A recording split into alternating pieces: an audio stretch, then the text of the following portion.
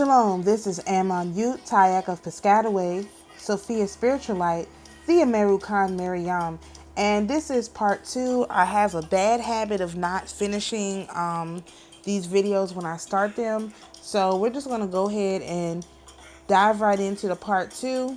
In part 1, we discuss the first half of this chapter in the book Iroquois Rites.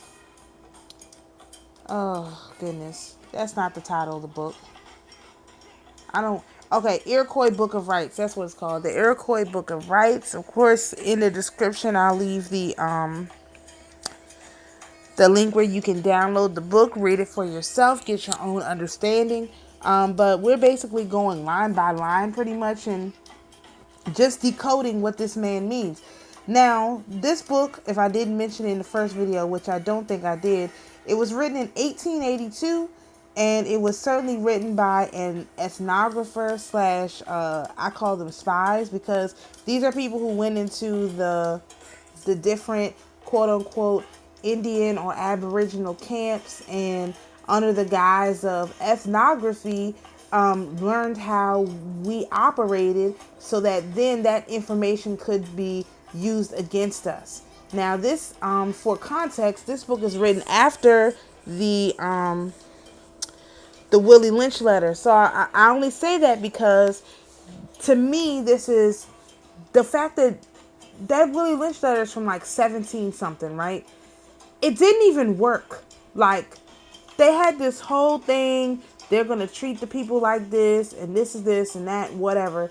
And it didn't even work. They still had to send in these ethnographers to figure out how our people operated so that they could figure out how to get us to submit or whatever. And so, based on what we've read so far, it was clear that the only thing that they could do, since they couldn't break us, and they couldn't entice us to fight because we didn't do that, they just lied to us flat out and made us forget who we are, forget our heritage, and basically, shame our ancestors. That's the only play that they have, and that's the only play that has worked. So as we acknowledge our ancestors, acknowledge our roots, whether you be an Aboriginal person from this country or you're from, south of the border, you're from Africa, into Europe, and you're one of these original people, this is the plan that's been the whole time. They just want you to forget who you are. And is a big spell that they put on everyone, not just our people, but all people. Because they realized that's the only thing that they could do. They had no other options to get what they were trying to get. And now all those options have failed as we have awakened and come into the conclusion of who we are. I do have something to drink today because earlier I was suffering. So we're going to start now at the end of the page, on page 71, we're talking about the burial process. So we first, the first part we heard is you have a 3-day mourning process. Then you have a 6-day mourning process. Then you have a year mourning process. So we were just finishing up discussing that year mourning process. So now we're at the top of page 72. This, however, was not all. Once in 12 years was held a great ceremony of reinterment, a solemn feast of the dead, as it was called. Until the day of this feast arrived, funeral rites in honor of the departed were repeated from time to time, as feasts were held, at which, as the expression was, their names were received, while presents were distributed, as at the time of their death. The great feast of the dead, however, was the most important of all their ceremonies. Listen to this. The feast of the dead was the most important of all their ceremonies. So what does that make you think about Halloween, by the way, which is a sort of feast which we have totally gotten away from, totally ignored the value in that because somebody told you it was a satanic ceremony. And yet it was our most important feast. Okay? The bodies of all who had died in the nation during the preceding 12 years were then exhumed or removed from the scaffolds on which they had been laid. So listen, they weren't even necessarily burying you when you died. They were like laying you out in the sun and, continuing to have your body watch over them. Okay, and the festering corpses or cleansed bones were all interred together in a vast pit lined with robes of beaver skins, the most precious of all their furs, wampum, copper implements, earthenware, the most valued of their possessions, were cast into the pit, which were then solemnly closed with earth. This is exactly what ancestor money is. If you've seen the ancestor money houses, they got shoes, they got purses. They just didn't burn them. They stacked them beside them. But these people, they sat them beside them, okay? While the ceremony was going on, rich presents of all descriptions, the accumulations of the past 12 years, were distributed by the relatives of the deceased among the people. In this distribution, strange to say, valuable fur robes were frequently cut and torn to pieces so as to be rendered worthless. Worthless to them, a lavish display and reckless destruction of wealth were deemed honors due to the shades of the departed. What does that mean? What does that mean? It means that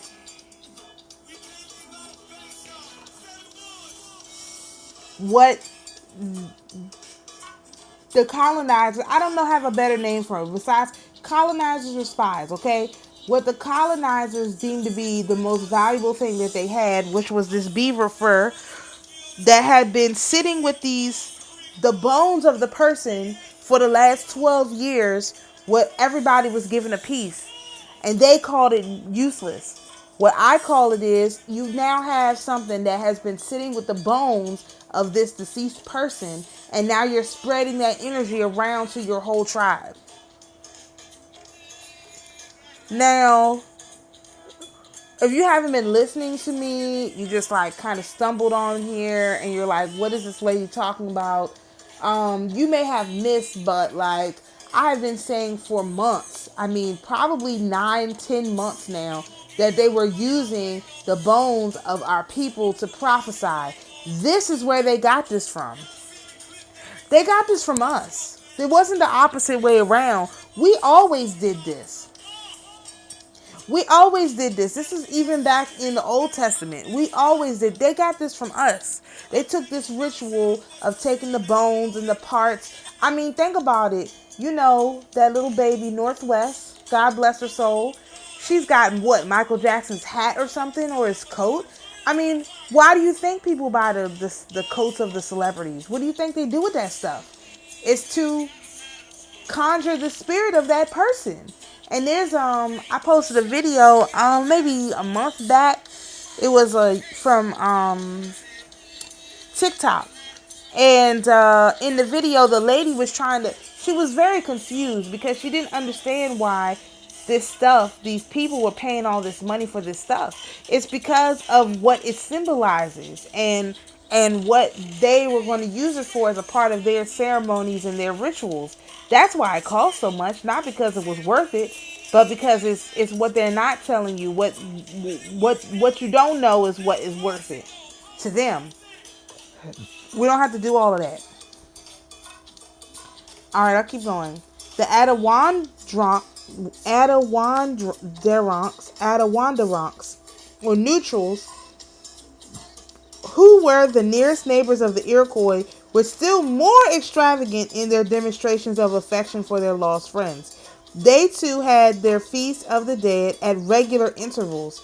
In the meantime, the bodies were kept in their houses as long as possible until the stench became intolerable. Then, when this proximity could no longer be borne, the remains were left for a period to decay on a scaffold in open air. After a time, the remaining flesh was removed from the bones, which were arranged on the sides of their cabins, in full view of the inmates until the great day of the general interment. With these mournful objects before their eyes, renewing constantly the sense of their loss, the women of the household were excited to frequent outbursts of grief expressed in wailing chants. Listen, it sounds crazy. You know what it's okay, first of all, back this up. You know who else keeps the body in the house after the person dies for a very long time? The Orthodox. That's a typical practice. When someone dies, especially when they die at home, they leave the body there. People come and see the body. They pray over the body. It's a running joke amongst the like ortho bros that they will build their own coffin and use it as a bookshelf. And then when they die, they'll tell their family, okay, this is my coffin, put me in this coffin, because they know the wood has absorbed all the books that have been sitting on it all those years. And so then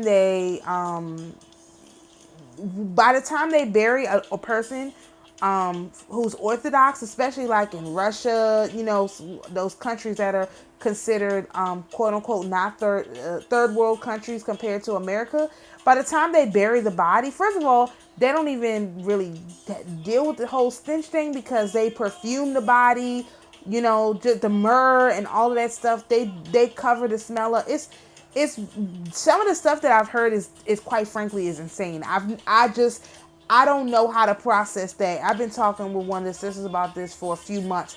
I don't know how to process that because that would be so much. And so this whole expressed wailing chants, no, the bones are speaking to them. They're prophesying from the bones. They call them wailing chants. No, that is the prophesying from the bones. That is the ancestors coming and speaking to them. And so they don't know what it means, and they're not going to tell the colonizers what their ancestors is telling them. Why would they? That's stupid.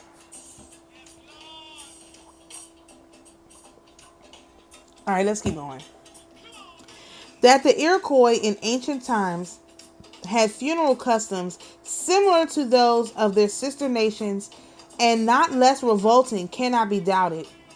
How these shocking and pernicious usages were abolished at one swoop is shown by the brief passage in the Book of Rites now under discussion. The injunctions were laconic, but full of meaning. When a death occurs, the people are told, "This shall be done." A delegation of persons officially appointed for the purpose shall repair the dwelling of the deceased, bearing in it, repair to or visit the dwelling of the deceased, bearing in a pouch some strands of mourning wampum. The leader holding these strands and standing by the hearth. All this is like when you have like hospitality or bereavement group that goes and they approach the bereaving people and they help them. That's all this is. Why they're acting like this is something so strange is beyond my understanding. Okay. The leader, which is probably a priest, maybe not the high priest, but a priest of some sort, holding these strands and standing by the hearth, shall address in the name of the whole people a few words of comfort to the mourners. That's a priest. And then they shall be comforted and shall go on with their usual duties. To this simple ceremony, supplemented in the case of the high chief by the rites of the condoling council, the preposterous funeral usages which pervaded the lives and wasted the wealth of other nations of the stock were reduced by the wisdom of the Iroquois legislators. So what they're saying is, after a while, it just got to be too much. Our people do too much, and they just cut it down to something that was more reasonable instead of, using everything. And that was probably on the advice of their ancestors, who was like, yeah, y'all getting ready to go through something. Y'all might want to save some of this wealth because these people is getting ready to try and snatch everything from you. More than likely. Okay. In considering these remarkable laws, it becomes evident that the work which Hiawatha and Decanawida accomplished was really a great reformation, not merely political, but also social and religious. They desired not only to establish peace among the nations, but to abolish or modify such usages and beliefs as in their opinions were injurious to the people.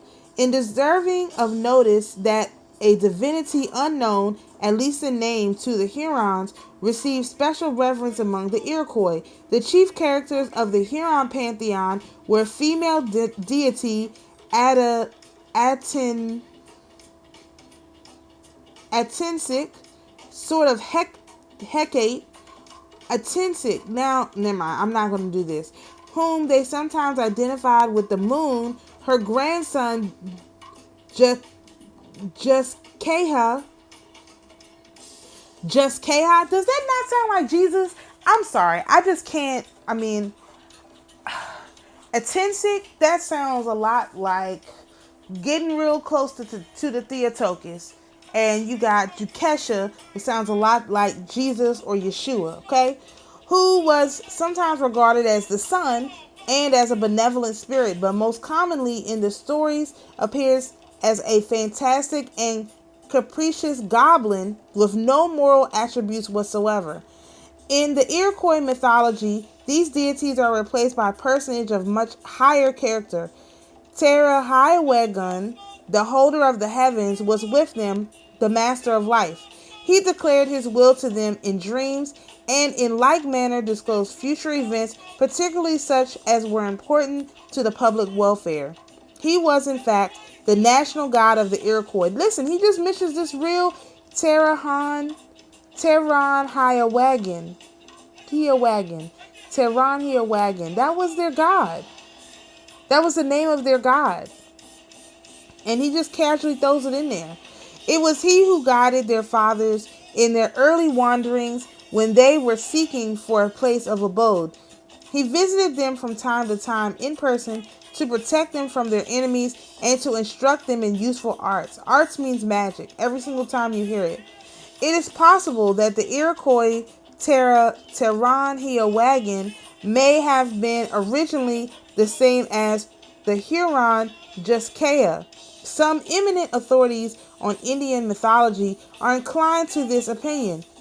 On the other hand, the earlier Jesuit missionaries gave no hint of such identity, and the Tuscarora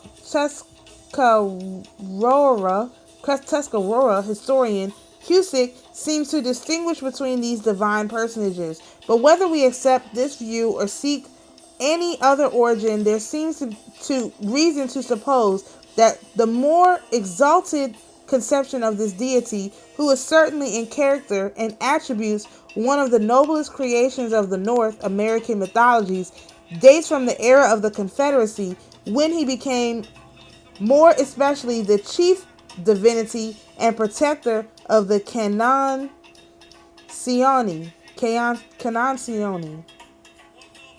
Okay, so we're not going to go into the historical traditions.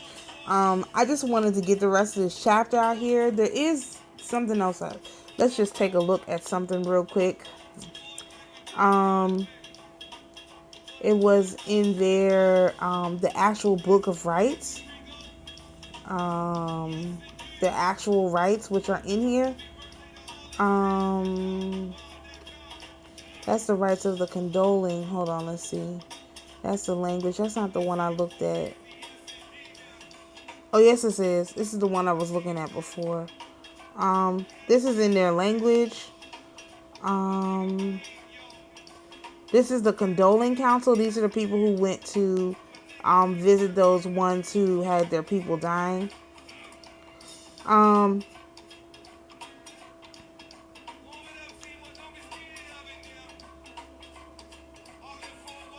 Let me see.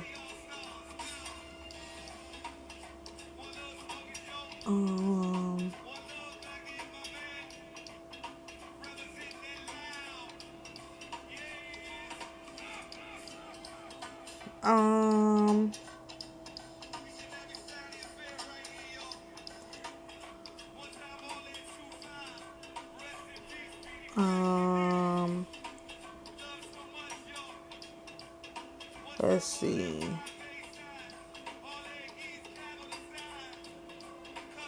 It was something. I was like, wow, this is crazy.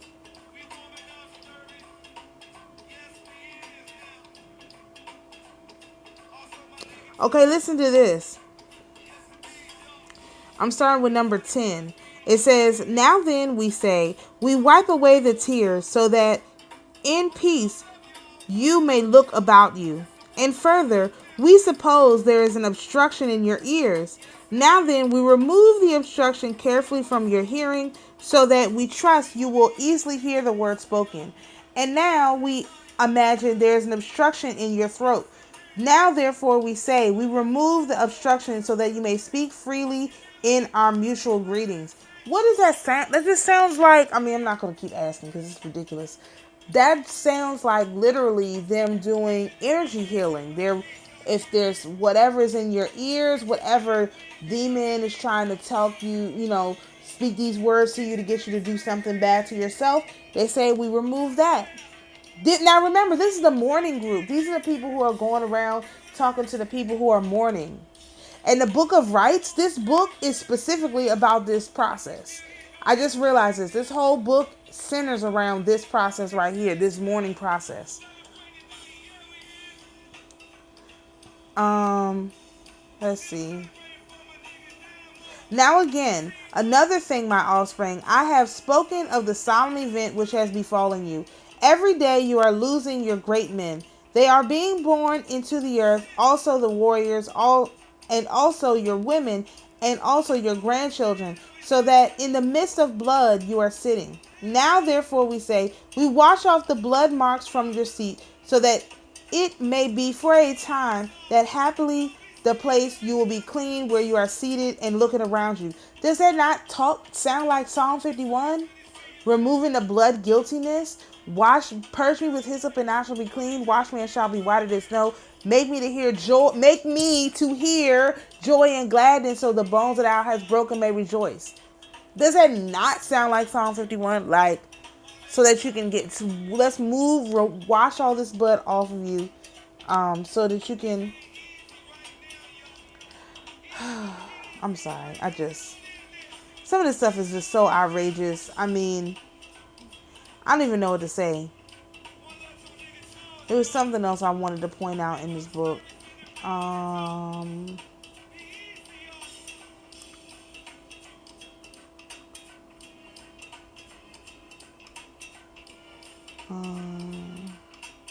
Let's see.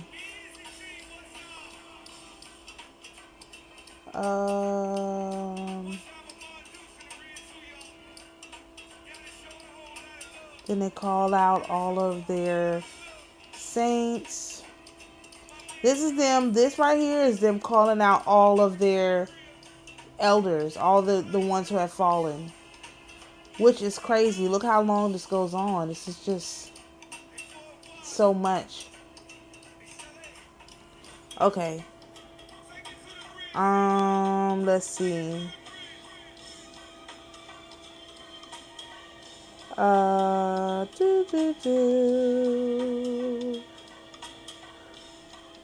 Okay, there was a few things I wanted to show you in here. The notes on the book, which I thought was like, some of the stuff was so impossible. So they have this word, Rawenio Raegniserone, which is God has appointed this day, or literally God makes a day. Or if you could think about it like this is the day. This is the day. This is the day that the Lord has made.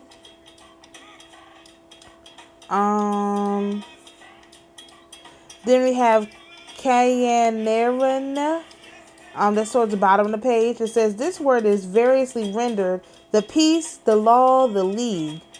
Here it evidently stands for Karenakawa, the great peace. What is the great peace? Is that not the Great Commission?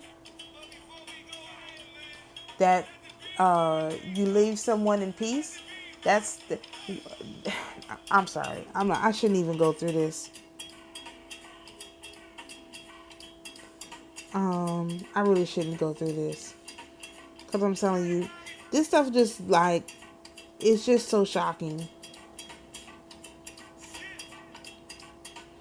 Let's see. As you can see, they've got a lot of stuff in this book.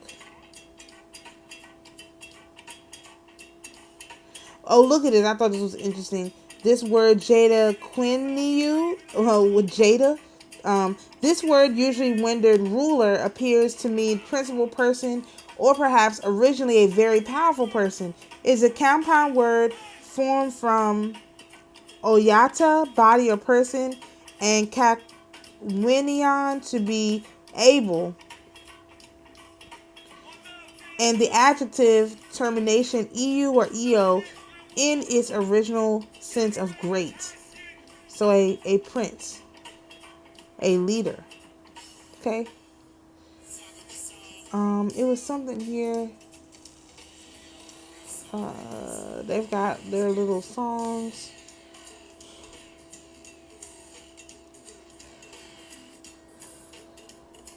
It was something else.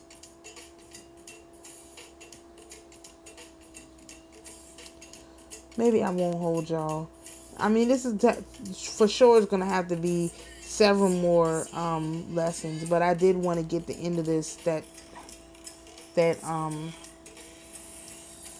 especially since I don't know how to say any of these words. It's kind of hard. Like, what in the world? And I'm exhausted. So, I'm gonna leave it here. I don't see anything else that's jumping out to me.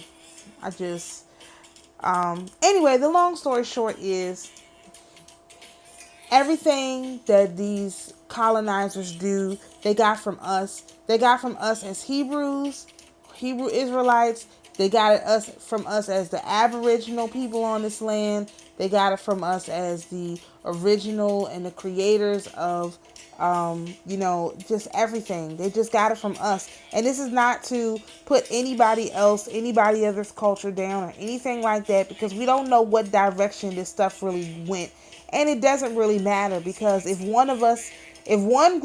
whichever group is able to take these colonizers out, these people, these Tertullian collective, Leviathan worshiping haters out, it benefits everyone, because all of the peoples of the earth are peace-loving peoples. We taught that everywhere we go. So the ones who don't want peace are the same ones, like I said, who are calling for war right now, who have all these wars going on all around the planet and are attacking everybody. It's not our people. And our people mean the peace-loving people, the peace-loving ones. The ones who do not seek peace, those are not our people. I mean, that's just the best way to, if you have to have a bunch of aggression and fighting and fussing and all that, you might not be my person. And I'm okay with that. Hope you are. If you want to see murder and destruction and mayhem, probably not my person. And I'm okay with that. Now, you have to be okay with that. And I can't do anything about that. That has nothing to do with me. That has nothing to do with me. I just wanted to give you all the rest of these rules. Now remember, there's only 3 rules. There's only 3 rules. The first rule is the job doesn't end with the chief.